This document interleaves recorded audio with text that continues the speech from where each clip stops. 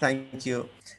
In this study, it is tried to investigate some feasible ways of using low-cost and abundant materials such as nickel in magnetostrictive ultrasonic transducer, which is a challenging issue because of their weak magnetostrictive effect. Therefore, various cores with different geometries but the same volume and lengths. I emphasize that the same volume and lengths were considered to analyze their behavior as a key element in the performance of magnetorestrictive ultrasonic transducer. The simulated runs were performed using JMAG Designer software environment. By analyzing the results, optimal core geometry can be recommended.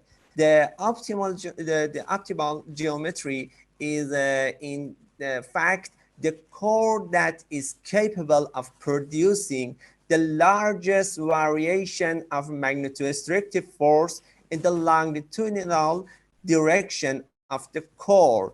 I emphasize that the largest variation of magnetostrictive force in the longitudinal direction of the force, because you can know that the biggest or effective cavitation effect is performed in the largest variation of magnetostrictive force in z direction or longitudinal direction. In this investigation, the core geometry is the main independent variable. Hence, 9 different core geometries with the same volume and lengths were considered. Schematic view of the transducer, which consists of a coil and nickel core, is shown in this figure. So the propagation of ultrasonic waves in longitudinal axis or z-axis and radial direction as their corresponding magnetostrictive force were considered as dependent variable. Okay,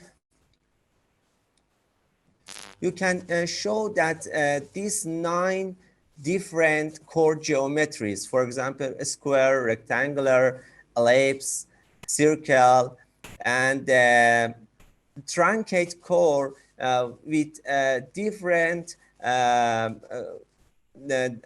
conical cone angle, for example, 7.5, 15, 30, 45, and 60.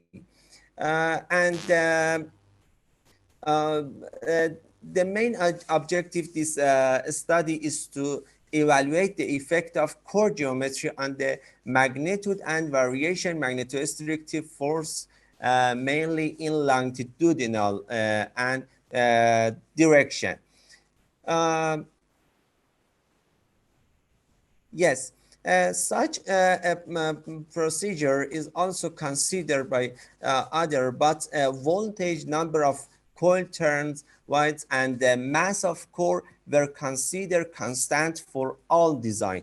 According to this table, in the current study, some parameters, including wire type, wire cross-section area, wire length, wire resistance, number of turns, air gap between the coil and the nickel core, waveform, frequency, and current applied to the coil were considered constant.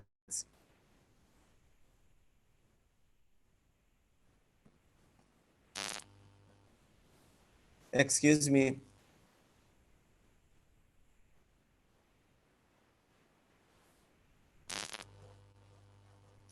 So we have analysis about these core geometries, and we analyze different these nine core geometries for maximum longitudinal magnetostrictive force along z axis. You can see that the highest value of these parameters can occur in the cylinder with aspect ratio of 1.9. But I said that the maximum variation or fluctuation of this force is very important parameters for our study.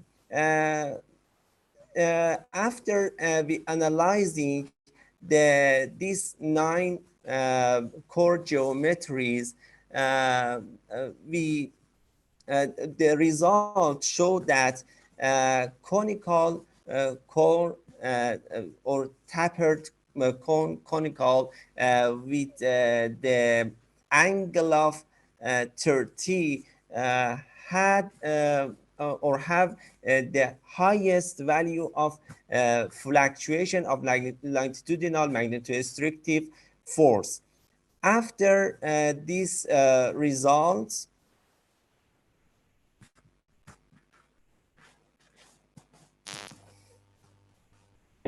after these results, we evaluate the special core magnetostrictive force with this core geometry, mainly conical core with 30 as a conical cone angle.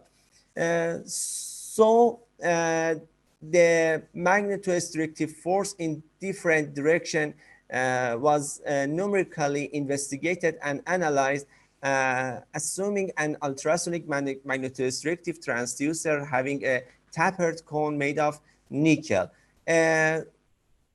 Suitable ultrasonic device should have the most variation in sound pressure within the operating medium or sample. The variation of magnetostrictive force in the axial direction should be developed as much as possible. It has been reported that a tapered cone with a cone angle of 30 has the most variations of the magnetostrictive force in the axial direction. The ultrasonic waves propagation along the longitudinal and the radial direction of the transducer was analyzed and compared. Figure 1 shows the schematic view of the transducer along with these geometrical parameters. You can see the schematic view of the magnetostrictive transducer that we set a formation.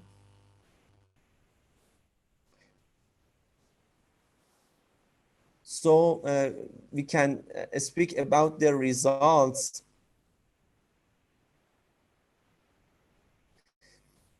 Okay, when we select the optimal geometrical for the our core magnetostrictive transducer, we analyze the electrical parameters and the lamination factor for this transducer. Figure 2 shows the attributions of the induced magnetostrictive force, its radial and longitudinal components along with its fluctuation, and the required voltage versus current in the tapered cone with a cone angle of 30 degrees. As seen in figure 2a, the maximum radial components of the magnetostrictive drastically increase with increasing the electrical currents that you can see in this figure. In this step, we suggest that different value for current, for example, half, 1, 2, 4, 6, 8, and 10, and evaluate the different magnetorestrictive force components. For example, in a radial direction, and maximum longitudinal magnetorestrictive, or in the other words, z-axis, and magnetorestrictive fluctuation in this figure or chart, and also the voltage that this transducer required for performing this transducer. You can see that with increasing the current, the radial force, and the longitudinal magnetorestrictive force and the fluctuation increase drastically, and also the voltage is required for this transducer. Also, we evaluating the frequency for this transducer, because this parameters is very important for ultrasonic transducer, and the figure 3 shows the variation of magnetorestrictive components and the required voltage versus frequency in the tapered core cone angle of 30 degrees. You can see in this figure,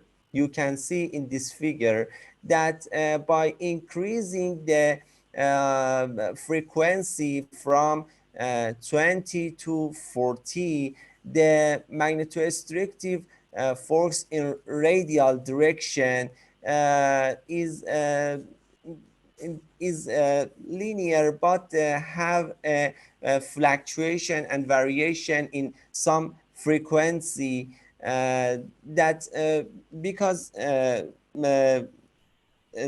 different parameters can affect this magnetorestrictive force value, and the important components that we emphasize that this component is fluctuation magnetorestrictive force, that you can see by the increasing the Dr. frequency, the Daniel, you have 2 minutes of time. yes, You have 2 minutes of time. excuse me. Yeah, you have 2 minutes of time. Oh, okay. Do you have can I continue our presentation? So, will it take a long time?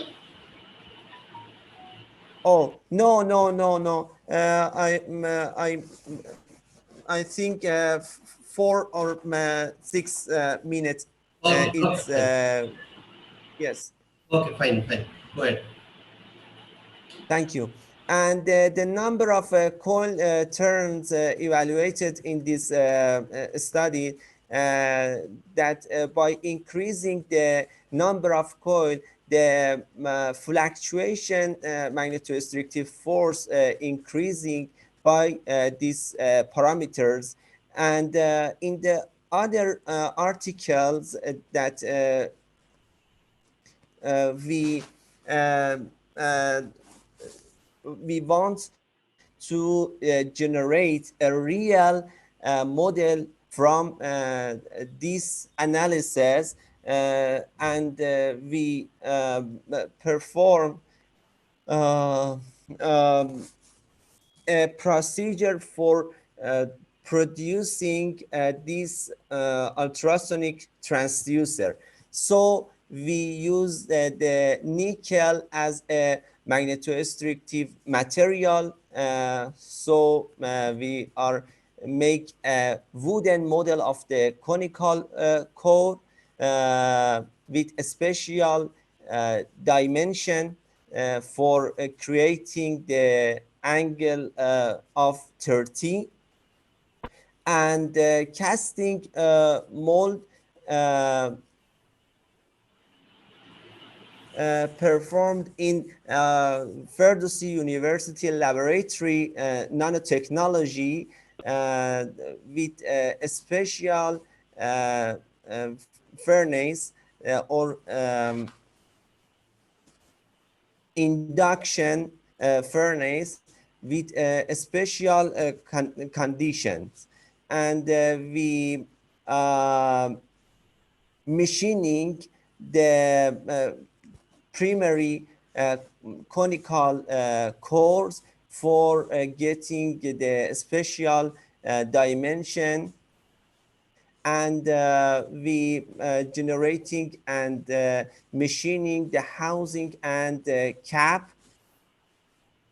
and we considered the litz wire and the Teflon rail for the coil, because we know that litz wire produce low heat during procedure and performing the conical or magnetorestrictive transducer.